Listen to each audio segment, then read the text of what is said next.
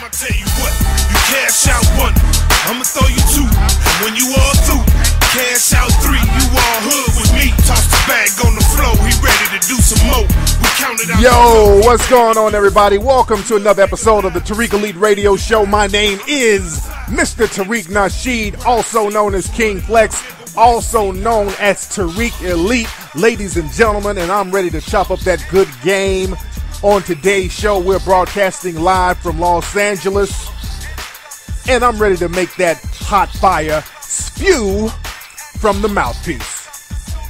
Now, we're going to talk about Hidden Colors. We're going to talk about the importance of Hidden Colors 3. Hidden Colors 3 will be released tomorrow. That's Thursday, June 26th. I hate dating the show, but it's going to be Thursday, June 26th tomorrow, and we're having a nationwide theatrical release for Hidden Colors 3, and I want to talk about the importance of that and why we need the film at this time. And I'm going to take some calls from everybody. The phone number is 818-850-5404. We're going to chop up game as far as that, and we're going to do that after this quick commercial break, ladies and gentlemen, and I mean real quick. We'll be right back. Case Ultra, the t-shirt brand inspired by ancient mysteries and modern style. Sign up for their t-shirt subscription and get a new exclusive shirt delivered every month automatically. Every shirt comes with a magazine that doubles as a poster, which describes the story and the history behind the design and the detail. It also comes with free stickers. Sign up for the t-shirt subscription right now. Tariq Radio listeners, use the coupon code KFLEX and get 50% off on your first month. That's CaseUltra.com. Again, that's CaseUltra.com.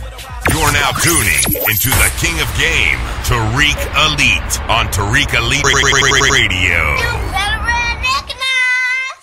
What's up, everybody? We are back right here on the Tariq Elite Radio Show. Whoa, let me get my Mackin music popping. Let me turn it down just a little taste. But we're back right here on the Tariq Elite Radio Show. I am Mr. Tariq Elite. And don't forget, ladies and gentlemen, Hidden Colors 3 will be in theaters around the country tomorrow. That's Thursday, June 26th. Now, a lot of places around the country, the film is already sold out. I know out here in Los Angeles, the screening in Beverly Hills, that's sold out, but I think they're going to have a standby line too. So I'm saying all of my LA people still come down to the theater because there might be a possibility that you can still get in. They said something to me about standby tickets, so still go there. I know up in Oakland, it's sold out in Oakland. The Dallas screening is sold out. The Manhattan screening is sold out, but there's another screening in Queens. So you guys can go to the Cinemark Cinema in Queens to check it out. And again, it's in Atlanta, what other city? DC, Philly, Detroit, a whole bunch of other cities. Go to hiddencolorsfilm.com right now and find out what city it is close to you. It's in Canada as well. It's going to be in Canada, so I need everybody to go there and represent. Get your tickets because most of these places, are not even most, all of them are going to be sold out by tomorrow. I know that for a fact. Every theater is going to be sold out, so I would say get your tickets now so you'll be there on time. And everybody, if you're on Twitter and Facebook, tweet the hashtag HC3Movie. That's the hashtag. We want to get Hidden Colors 3 trending. We want to get it trending, so use that hashtag HC3 so we can get Hidden Colors 3 as a trending topic, because we've been promoting this thing heavy, man. It's so important that we have this movie continue to make the impact that it's making right now, because the buzz is real heavy. Everybody's talking about it. I was on TV One earlier this morning. Shout out to everybody who tuned in to TV One this morning. Shout out to the brother Roland Martin over at TV One. Real good brother. I was on there talking about the film. They played the clip of the film. They showed a lot of love. I did an interview this afternoon with BET.com. Shout out to the sister Dominique Zanye. We had a very good conversation. I chopped it up with the Life and Times website. That's Jay-Z's website. They're going to do some stuff about Hidden Colors 3. So the buzz is very heavy.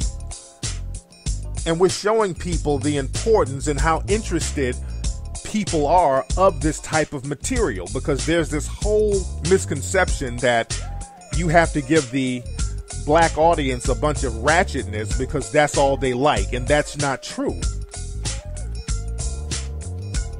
You don't have to feed us ratchetness 24 hours a day and pretend that that's all we like.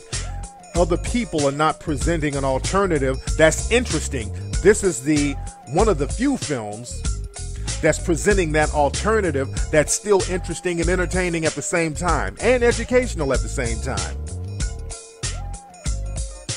So I'd like to thank everybody who got involved with the film, especially through Kickstarter. I'd like to thank everybody who got involved with the film through Kickstarter, who became producers of the film. I'm proud of all of you guys because, again, we're making history with Hidden Colors 3 right now. The buzz is incredible. Shout out to Billy Banks, some of the producers of the film. Let me give a shout out to some of the people who were producers on the film. And I'm going to get some calls in a minute, by the way. Shout out to Harlan C. Black, Billy Battle, Ola, Courtney Caesar, Clint Saunders, Marcus Gatson, George Gairu, Emmanuel Harrington, Derek D. Jacks, Amos Kalumba, Philip Land, Hanif Muhammad, Stanley Reed, David C. Rose, Willie Robinson, Henry Thompson. These are some of the brothers who became producers on Kickstarter. They really represented. I'm real proud of these brothers, man. But the impact of Hidden Colors 3 is not a joke, man. It is absolutely not a joke. Let me get some of these calls, ladies and gentlemen. What's up? Who's calling? Hey, Tariq, it's T. How are you? Hey, T. How are you? Where are you calling from? I'm calling from El Segundo. I'm at work. Oh, okay. So what's on your mind, T? Oh, I just wanted to call in and say that I'm really looking forward to tomorrow. I'm looking forward to the Beverly Hills screening. That should be a lot of fun. I've got a lot of people coming from work.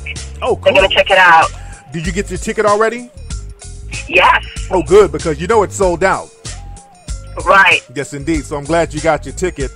Now, how many people you bringing with you? I'm bringing about 5 people. Cool. Okay, I look forward. I look forward to seeing you guys there. I will be there, and they got a red carpet that's going to be out there. So it's going to be they got some other athletes and celebrities that's going to come through. So it's going to be real nice, man. We're going to have a great time tomorrow night. That's wicked. And now we spoke before.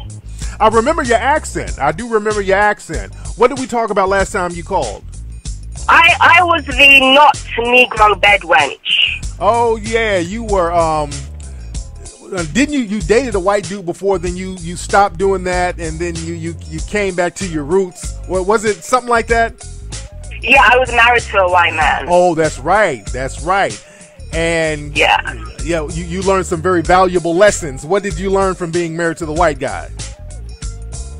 Well, I just learned that just because a white person is married to a black person, that doesn't mean that they cannot be racist. That's what I learned. Absolutely. I'm going to talk about that a little bit more in the show. But thank you so much for the call, T. Yeah, I'm going to talk about that a little bit later. And this is why, again, it's so important for us to understand history and for us to understand racial politics. Because Hidden Colors 3, we're talking about the rules of racism. And the rules of racism means that black folks really need to understand racial politics and how racism really works. A lot of us have a real big misconception about racism, and we break it down in Hidden Colors 3. We break it down so that you will not be confused whatsoever about how racism works, because that's the problem with a lot of African Americans. You just don't know how racism works. This is a system that other groups of people are utilizing against us. Not all people, but it's a system, and the point of this movie is to get us to understand that system and how to come up with ways to replace that system with justice, as our brother Neely Fuller so eloquently likes to relay. Let me get a couple of more calls here. What's going on? Who's calling? Hey, man, how you doing? It's got Frank. Hey, Frank, where you calling from? I'm calling from Miami, but I'm out here on this road driving this truck, man. I got your tweet. I wanted to call in and ask you a question, man. Go ahead, fam. Hey, let's say you have your woman or your wife or your girlfriend, and, sometimes, ladies like to dress, they might be showing cleavage and, dressing all sexy and stuff. would you say that it would be fair game if you are with your lady and she dresses like that? You know, there's nothing wrong with her dressing like that, but if she knows that guys are looking at her, you know what I mean? Wouldn't it be fair game if it's okay to you look at other women that's dressed like that? Yeah. Like she is? You understand what I mean? Yeah, but what you don't want to do it just out of spite or out of jealousy, because like if you with your lady and y'all have an understanding, you can say to your lady, hey, look at that girl over there. She's kind of hot, not as hot as you, but she's kind of hot. If you can do that in a casual way, that's cool, but sounds like you're trying to do it from a position of retaliation. And like if you can do it, I'm going to do it to make you mad because your lady dressing sexy when you're out with her, that's seemingly upsetting to you, and she knows that. So what you want to do is get into a position where you're cool with that. It's not really bothering you. It shouldn't bother you that your lady is out and she's looking fly. Because no, but the thing is, I understand what you're saying, but the thing is, when I do look at, I get, you know what I mean, I get in trouble, or so to speak, for looking at another woman. And it shouldn't be like that. You know what I mean? And like, I might get a clap on the arm, what you looking at? Or something like that. But I was tell her, baby, you, look at you. You dressed all nice too. Other men looking at you. Hey, what you think? I'm not a man. I'm going to be looking too. Yeah, and you got to let her know that. You got to let her know that, hey, you know, I'm looking, and don't look at it as you being in trouble. I mean, what's she going to do? Not give you no ass, put you on coochie strike, and you can, as a dude, you can be cool with that. You put her on a dick strike, you dig? So don't even trip on that.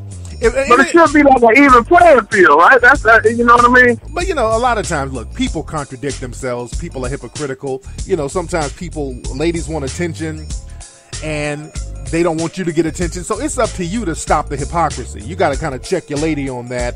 And it's not that big of a deal. Again, she wants to get attention. That's a natural thing for women to want to be seen by other dudes and want to be appreciated by people and want to look nice when they go out and all that. So I would say don't take it too seriously, fam. It sounds like y'all got a good little thing going, so don't take it too seriously. But thanks for the call, fam. Let me get one more call here real quickly. All right, what's going on? Who's calling? Hey, yo, I'm on the line? You online, man. Who is this? This is BK from Atlanta, man. What's up, BK? How you doing, Big fan of yours.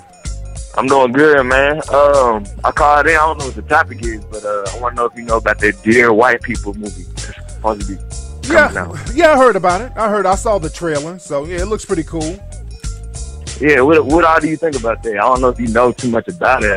I don't know too much about it. I saw the trailer, and it looks interesting, but I just don't know too much about it right now. But hopefully, you know, they represent in the movie.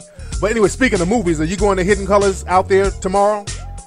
Nah, I'm not going to be Hidden Colors. I'm going to get the DVD, though. Okay, man, you better go to the theater and see it with everybody, especially on Friday, because they're showing it tomorrow at the Midtown Art Theater, and they're showing it Friday at the Plaza Theater. So I know they still got a lot of tickets for the Plaza Theater. So if you can do it, get on out there and check it out with everybody, man. It's good to see a movie like that with a group of like-minded people. You feel me? All right, for sure. I'm going to check it out. My brother wanted to talk to you. Hold on. Okay, y'all niggas got to hurry up. Y'all passing the goddamn phone over like I'm a bill collector. Hey, what's up, man? What's your name? What's your name, fam? Yo, Nasheed. Hey. How you doing? You know, that's my brother. You know, you put me on your podcast or whatever, but, you know, real quick, just want to say, you know, I appreciate whatever your podcast. You know, I support all that shit. I'm going to go see Hidden Colors. You know, I'm 30 minutes away from Atlanta, so it ain't nothing. No you know doubt. What I'm saying? I ain't fake. But that's it. No doubt, you know, man. All right. Hey, man, I respect that and I appreciate that. Now, y'all got to pass the phone to anybody else? Y'all acting like this is a call from prison. Y'all acting like this is a jailhouse call. Hey, mama want to talk to you. Hey, baby, you all right in there? Ain't nobody in there trying to play with you or take liberties with you, is there? You know, y'all act like this is a nigga calling from lockdown. You're passing the phone to each other. All right, man. But, hey, man, thanks for the call, fam. All right, cats passing the phone to each other. Like I'm trying to raise bail money or some shit. All right, let's chop up game, man. Let's chop up game, family. But like I said, man, it's so very important for everybody to go out and support Hidden Colors. And when the DVD comes out, and the DVD is going to be released on July 4th. We're releasing the DVD pretty soon because the buzz of the movie is so hot. But the DVD will be released July 4th, which is in a couple of weeks. And, well, I think in like a week, not even a couple of weeks, but it's always good to see the movie with a crowd of people. It's good to see the movie with a whole bunch of people to feel that energy. But we have to support stuff like this and also understand when we support stuff like this, we got to look out for certain enemies of the state, so to speak. Like the white supremacists and the people within the black community who support the white supremacists, such as the black feminists. And I'm not going to get too much on them, but the black feminists are at it again. There was an article that came out on Madame Noir, that's the Negro Bedouin headquarters. The same person, this chick who wrote a negative article about me when Hidden Colors 2 came out last year, or the year before last. She wrote this very negative article about our brother Umar Johnson, who is in Hidden Colors 3. Now, Umar Johnson, our brother, is trying to get money for a school. He's trying to get an all-boys school, the Frederick Douglass Marcus Garvey Academy for Black Boys. And he's going around the country trying to raise money. I know I sent money, donated money to the cause. I hope you have done it too. And Madame Noir, the website that brings you such great articles like 8 Ways Black Women Can Get a White Man, you know, stuff like that, real niggerish ass articles, real coonish articles. They wrote a very slanderous article talking about Umar. Nobody should be helping out with the school. Nobody should donate money to the school because of his views about this and that. Just really reaching and nitpicking about bullshit. And this is what happens whenever we try to get momentum. Like clockwork, the white supremacists and the watchdogs for white supremacy, they come out trying to thwart or sabotage the efforts. So we have to know as a community how to sidetrack that nonsense. We have to know how to sidetrack that nonsense because, again, we're under attack. And this is why we have to be able to do things without the assistance of the dominant society. We're going to have to circle our wagons, and I've talked about this many times on the show. We're going to have to start protecting ourselves economically and physically and socially and educationally. And this is why when you watch the movies from the Hidden Colors series, we always offer solutions, because I just don't want to let you watch a movie and you feel great about the movie and you don't know what to do. When you watch the movie, I want you to take away something. We give you solutions on what to do, and it's very important that you implement the solutions that we suggest in the films so that we can move forward. Because systematic white supremacy is always on the move. And it's always refining itself, and it's always codifying itself. Because the people who practice systematic white supremacy, they don't really play around. They get on the same page immediately. Look at a lot of the stories that's coming out now.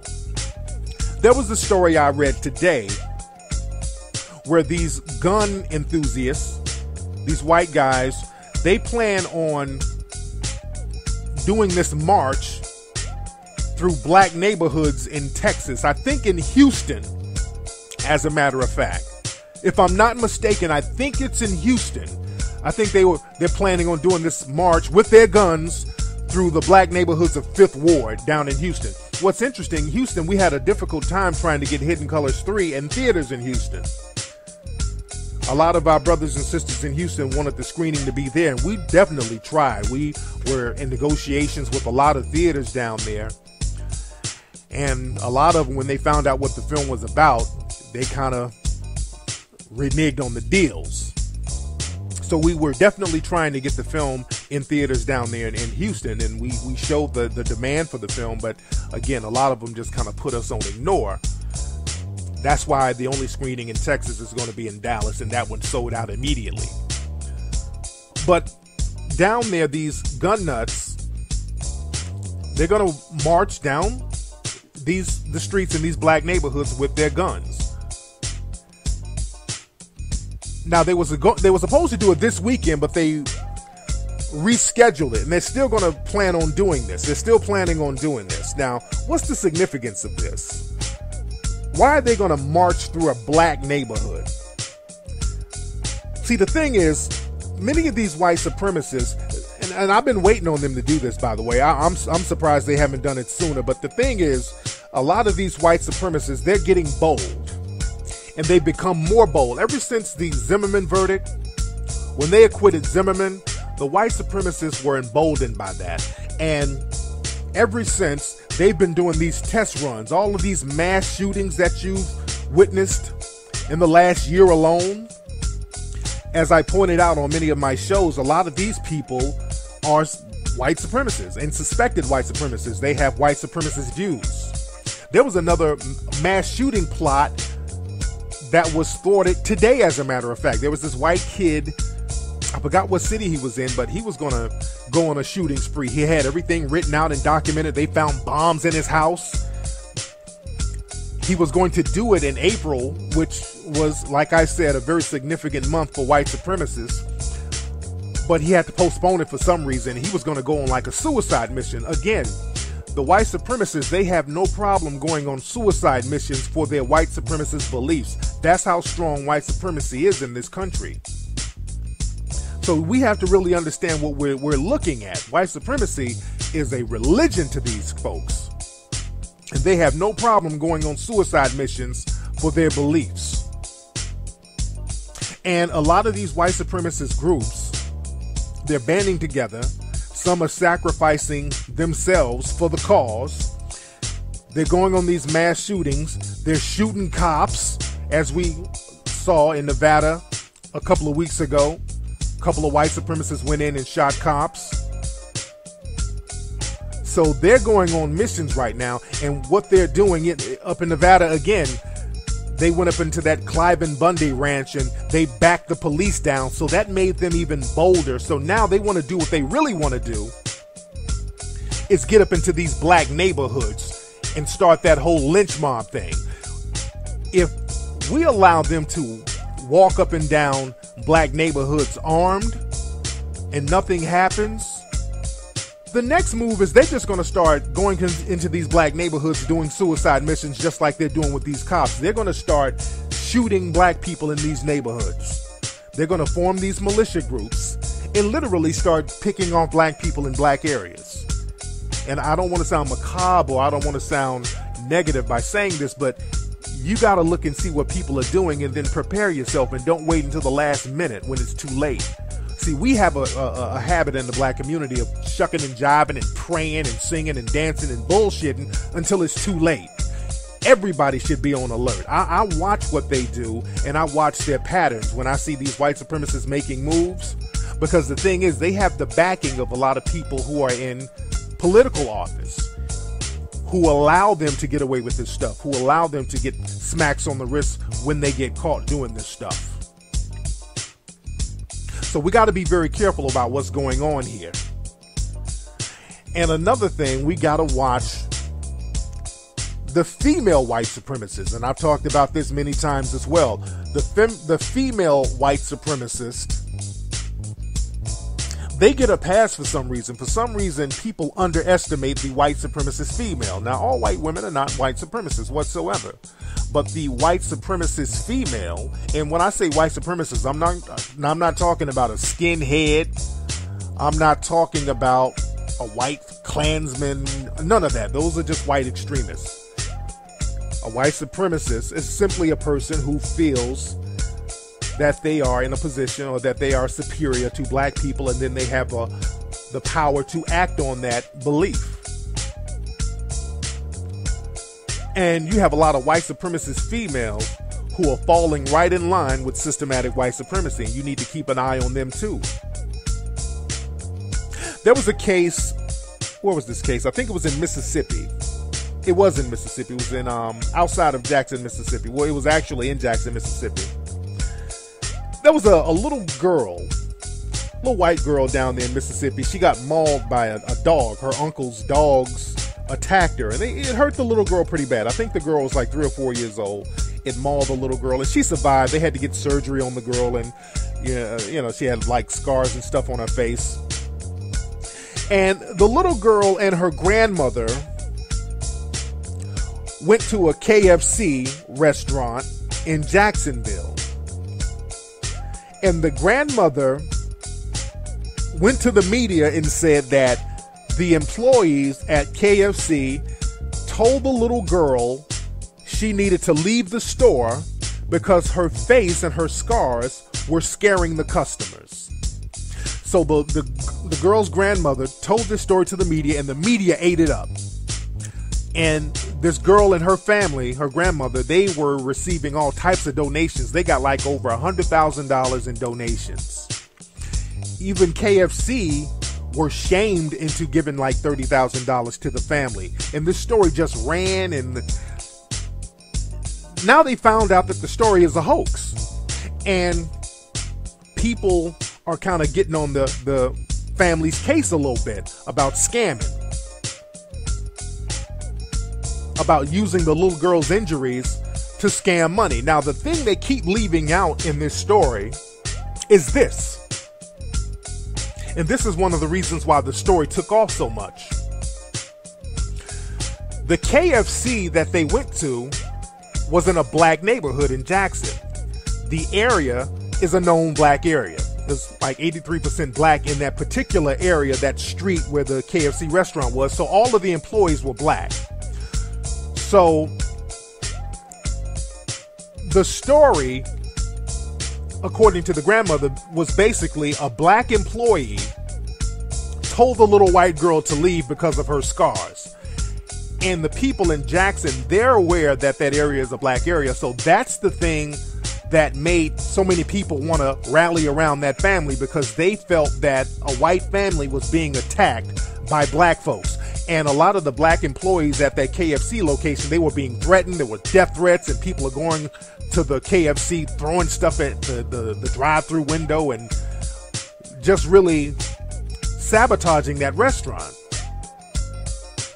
This was before everybody found out that it was a hoax, but they keep leaving out that aspect, that the whole context of it was that a black employee said something real negative and derogatory to this white child. And the grandmother knew that going in, by the way. See, again, the white supremacists know one thing. If you got a story about a black person committing some type of injustice to a white person, immediately the dominant society will rally around that white person who was done wrong by this black person. Immediately. And they know that's the fastest way to not just get sympathy, you can get money. So we have to stop underestimating the female white supremacists, because they're very good at using that whole victim thing and acting like they're victims of black people. There was another case up in Ferndale, Washington. I think that's the name of the place. Now, up in Ferndale, Washington, there was another case where there was this white babysitter who was babysitting this white kid. The little girl was 4 years old. The babysitter, I think she's 17 years old, she's a teenager. She went to the police and said that while she was babysitting, the house was robbed. She said that some black guys came in the house and robbed them at knife point. They took all types of stuff from the house. And then she described the robbers as the black man who lived next door. There was a black man who lived next door, and the description the white teenager gave fit the black man who lived next door. So what happened was law enforcement went to this man's house. They had a sniper across the street ready to blow this brother's head off if he made a move, and they arrested him based on the allegation of this white babysitter. After a little investigation, they found something was fishy, because I think the brother had an alibi, but that wasn't enough. So they talked to the little girl, the 4-year-old girl who was being babysitted. And the 4-year-old little girl told the truth. She said, well, the people who broke in the house, they weren't black. They were my color. They were white. And come to find out that the babysitter set the robbery up. It was the babysitter's boyfriend, who was another white guy, and one of his friends, who was another white guy. So the white people set up the robbery and then blame the black folks next door. And my thing is, the story is running all through the country. They keep leaving the white supremacist aspect out of it. They keep running the story as a hero story of the little girl. They're really focusing on the little girl being a hero.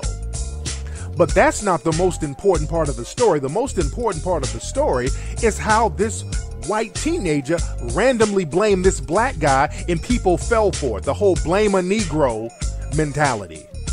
And if it wasn't for the little 4-year-old, she's more believable than the grown-ass black man. So we got to really understand and see how systematic white supremacy works, because, see, a lot of people have this thing that the white supremacists are old white people who don't really understand what's happening right now.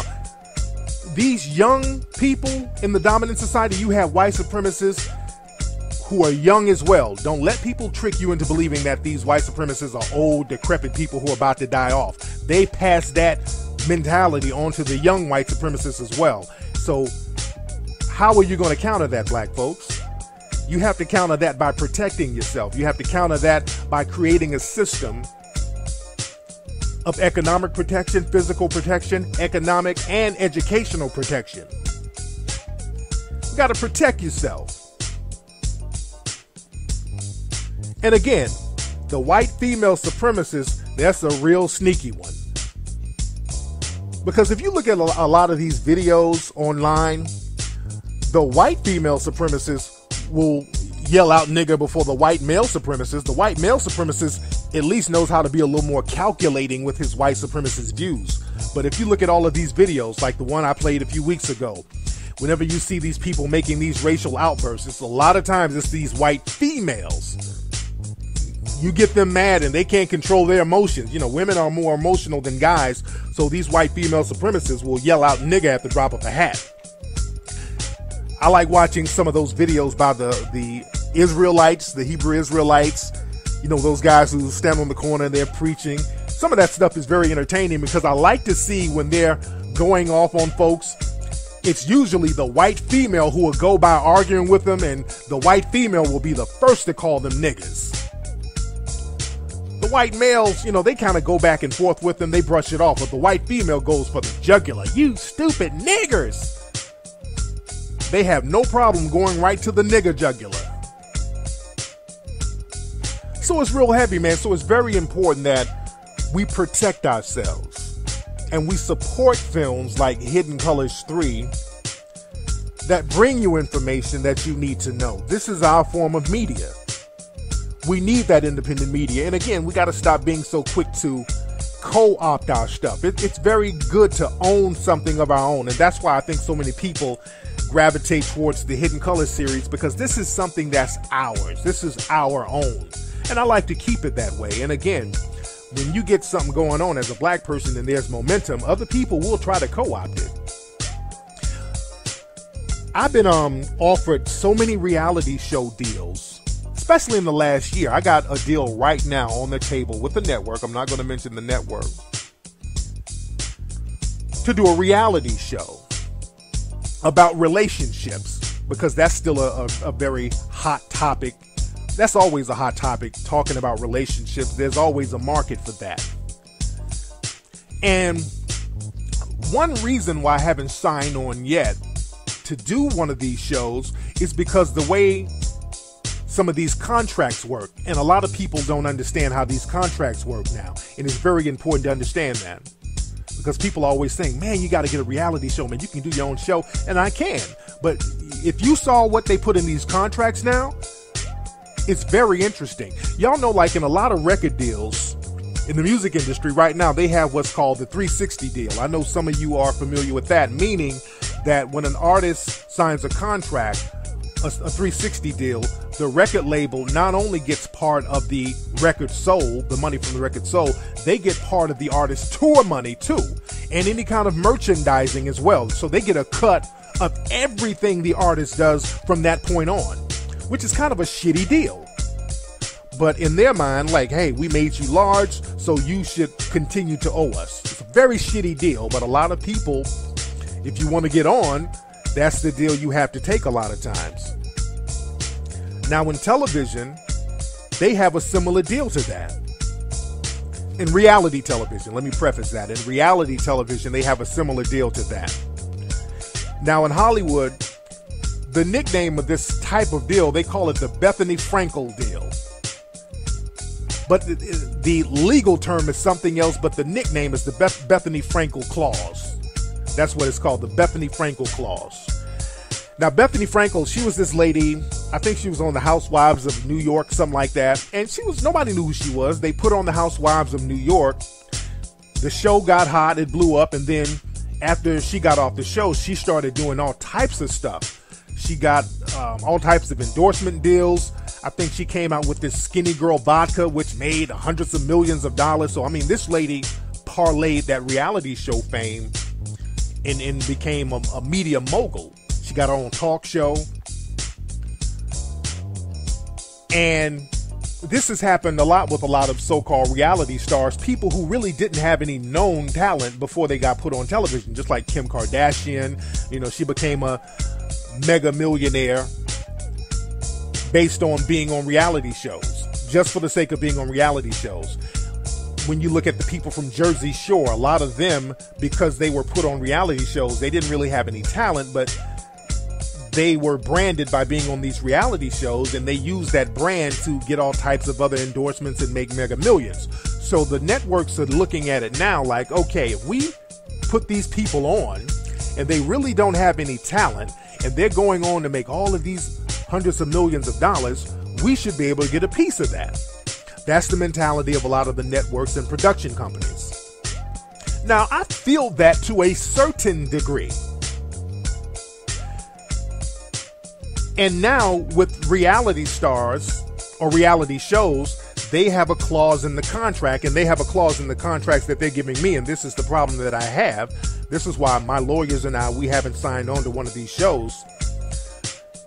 If we get you on a show, we need 10% of all of your earnings from this point on. And the problem I have with that, and again, there's a contract that I have right now that wants me to do that. They want to put me and get me this show, but if I do this show, everything I do from that point on, I have to give them a percentage of the proceeds. And I'm not talking about something that they hooked up. Everything I do from that point on, they want me to give them a percentage of it. And the problem I have is that, okay, I'm already established. I've already sold books before you guys. I've already sold films before you guys. I've already sold clothing and all types of merchandise before you guys. So I don't really need you. That's why I haven't signed on. So I'll be damned, I'm not giving them shit, to be honest. But it's very interesting that I've been getting a lot of these deals, and I'm thinking, are they trying to weasel away into getting the Hidden Colors proceeds? Because according to these contracts, if I were to sign a reality show contract right now, if I do another Hidden Colors film, legally, I would be obligated to give them a percentage of the Hidden Colors films I would do from this point on. I'm like, fuck that. Oh, hell no. But legally, this is what they got going on right now. So if you are talking about or thinking about getting into reality shows, look over those contracts, because this is what they're presenting now. It's called the Bethany Frankel clause, and they keep that on the low. But if you are a person who's already established, the last thing you should do is sign some shit like that, because that's the way, if they can get a percentage of what you owe, they'll find a way to just co-opt it all later on down the line. That opens the door for them to just take your shit later on down the line if you don't pay at a certain time or you don't give them the right amount of money. So I don't even want to open up that box. So this is why it's very important to look over paperwork, and when people present stuff to you, smiling and grinning, look at the fine print. Because I'm getting suspicious that I done got about 4 or 5 offers for doing reality shows, and this is like the last year alone. So I'm like, okay, are they trying to weasel into some of these other things I got going? So I look at stuff like that. Again, and these people are cool. I'm not trying to shit on them, but I just let people know how important it is to understand the game and understand how important it is to have some stuff that you own your own. How important it is to own things that you control.